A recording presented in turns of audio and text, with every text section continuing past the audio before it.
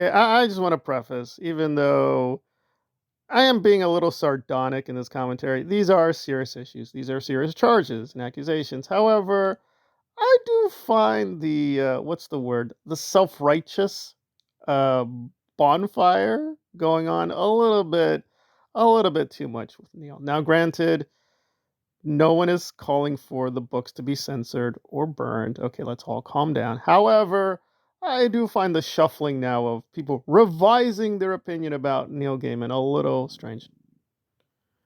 I find the revisionism with Neil Gaiman a little bit too strange on many levels. Now, I've tried to maintain a lot of consistency.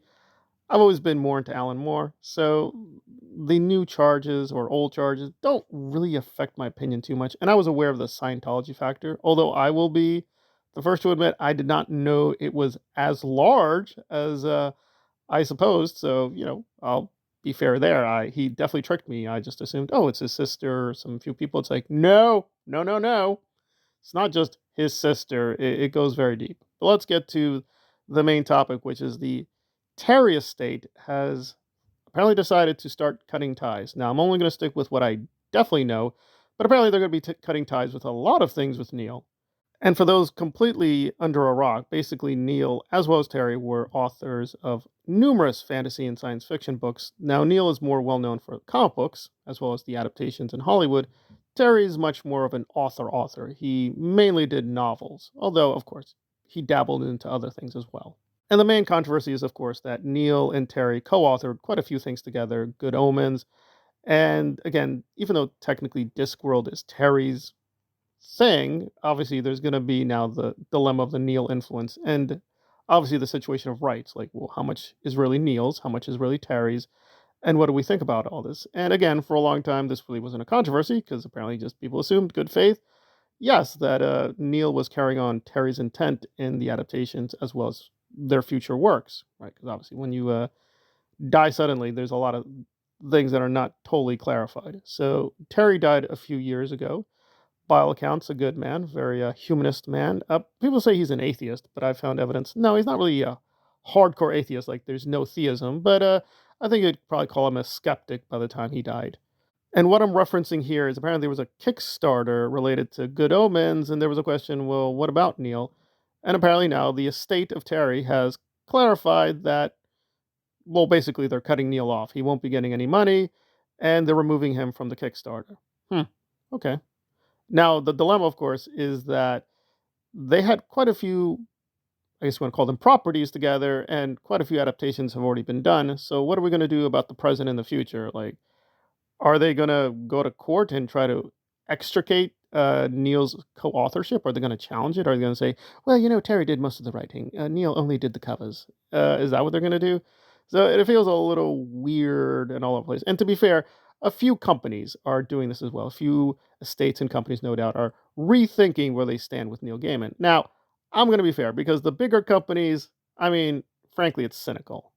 I mean, you can say it's a free market. They're not owed, right? They're not obligated to continue working with Neil and so on and so forth. But come on, it is clearly a PR thing, right? Is there really any new evidence that they're aware of that I'm not aware of or the public is aware? Yeah, probably not. Is it even about Scientology? I doubt it. But with Terry, you might make an exception because, listen, I look at Scientology a lot, and even I didn't know how far it went with Neil Gaiman. Now, I'm not like these other people that only woke up like 2 weeks ago. I knew about this for several months. However, yeah, a lot of people were fooled. So maybe the Terry people just finally looked at some of the research more deeply and were like disturbed by the whole thing. No, that's possible. It's possible. I'm probably more critical of the Neil fandom, which is really, it's becoming a whole genre now that you can't click on YouTube without a new alleged fan. And I will be blunt. I am definitely a Neil Gaiman fan. Now, with Terry, I don't know his work as much. And being brutally honest, I actually know him. I knew of him, you know, being honest, through Neil Gaiman. I mean, Neil Gaiman's work and his name, right, his fame, made me aware of Terry. It's like, oh, okay, who's this Terry guy? So, yeah, so I can't really criticize the Terry fandom too much. I'm not a part of it. I only know it a little bit, so I'm not going to go too deep into those people. However, the Neil fans, they're going a little bit nuts here. They're going out just a little bit they're going a little bit fanatical here in their denunciations. Now, obviously, they're saying, well, we can no longer support Neil. And okay, no issue there. But they're going as far as, I'm not going to read ever Neil Gaiman again. I will never touch his books. I will not look at his adaptations. I will allow no Neil into my body or soul. I will allow. And it's like, the books aren't guilty of anything. The adaptation is not technically guilty of anything. They're separate things from the artist. And some people are trying to vault that logical conundrum, saying, I don't think we can separate the artist from the art. But yes, we can. Logically, we can. Logically, we can do that. So, I mean, you can't just suspend logic when it doesn't suit you. That's not how logic works. But anyways. But still, Terry presents a real conundrum, because if you are going to join that crowd, it says, I will no longer read a single page of Neil. I will not touch its disgusting material manifestation in books or comics or such ilk. Well, these are co-authored works. So what are you going to do? You're going to read the Terry half? You're only going to read half of Good Omens and not the other half? You're going to read like what, one chapter, then skip another chapter? Yeah, how is that going to work? I mean, that's why when you start trying to censor people or start down the censorship road, you end up with these complete fanatical paradoxes and insanities. Now, for me, I'm still going to read Neil. I mean, I was always critical of Neil. I'm still going to be critical of Neil. I will probably be joining them and not in the future paying for these books or paying for these comics, but in terms of reading them or criticizing them, I don't see how we can avoid it. In fact, it's also kind of like not very logical to say, I will no longer look or touch the Neil and then reference his books to convict him. Because, yeah, now people are going through the stories and saying, oh, this story is so disturbing. I thought we weren't reading him anymore. I thought there's no more reading of the Neil. I thought there's not even rereading. That's no longer allowed. So, yeah, there's a lot of contradictions and paradoxes that the certain parts of the Neil fandom are getting themselves wrapped into. And I also find it hilarious that they're criticizing him based on these new allegations, but him being part of a fascist cult, yeah, him being part of a fascist cult for decades, they never mentioned that. They don't care about that. Only a few of these critics even bother to reference it, saying, oh, he's also a bit of a fascist. They don't seem to care about that part. So I'm like, really? Really? Like, don't you think that's also alarming? No, apparently that's not too alarming. The Scientology is not enough to be like, we should be critical of Neil. So yeah, it's a bit of a puzzle what exactly they're upset about, especially with the Good Omens and Terry Pratchett, because it's like, well, what are we gonna do? Where are we gonna go? We're not gonna read Terry now because there's a connection between Terry and Neil? How's that gonna work? How's that gonna work even in principle?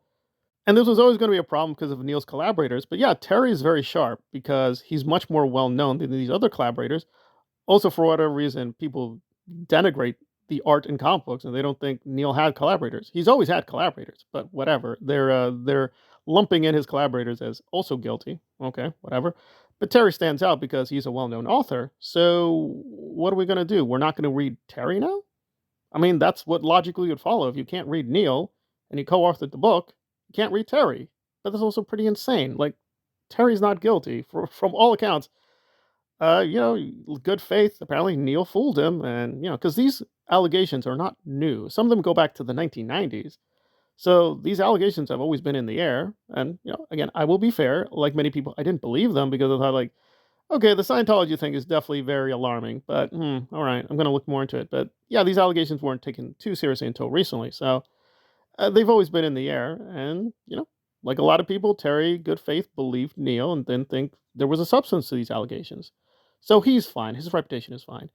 Although now he's been considered not a feminist for a long time, I'm going to estimate and guesstimate that his feminist reputation is going to be rising. Yeah, I think there's going to be originalism of Terry being the real feminist, right? Even though I don't think he ever publicly declared himself one. But Neil, who did say he was a feminist, his reputation is going to keep declining in the feminist world. Well, there you go. That's how politics works. But again, despite my sardonic tone, there is definitely a serious question to be had about where the fandom is going to go forward. Because, yeah, what about his collaborators? I don't know. I mean, at least the first phase here is, frankly, a little McCarthyite and saying, all the books now, no, close them, no reading, no rereading, stop it, no, stop it.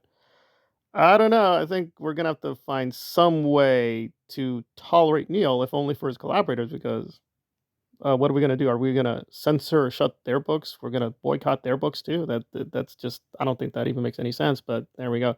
And that is one of those things that these like alleged uber woke people who are trying to make money on YouTube. I just find the whole thing really kind of hilarious, but also a little disgusting because it's like, well, what about Terry? What are we going to do? Well, I'm not going to deal with Terry.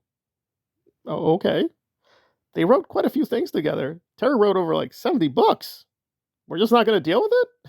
I don't know. I don't know. So, yeah, I don't know. I'm guessing the Wokos are going to have to, wake up to reality. And they're going to probably be like, well, Terry's an exception. We'll do a little footnote for saying if it's a Terry book under the supervision of a beautiful feminist, you may read in their presence, but you have to check with the centralized feminist committee of something. Right. Meanwhile, I'm just going to make my own choices, and I'm still going to read Terry. I'm still going to read Neil. Just calm down. But yeah, there are serious questions to be had about where the rights are now. Are they going to move forward with future adaptations? It's doubtful. But how's that going to work then? Are they going to have to go to court to have just the Terry estate do this without Neil's permission? I don't know. A lot of interesting questions up ahead. But I do find the uber woke people who are so eager to toss all the books metaphorically in the bonfire, yeah, they're going to be stuck with a few silly stances now. If they're going to go all the way with it, saying, yes, Terry, we will sacrifice you too. I can no longer touch Terry because Terry did stuff with Neil's. They even had photos together. I no longer trust you, Terry. Meanwhile, I'm like, Terry's fine. Terry is fine. Let's all calm down a little bit. Let's all just calm down a little bit.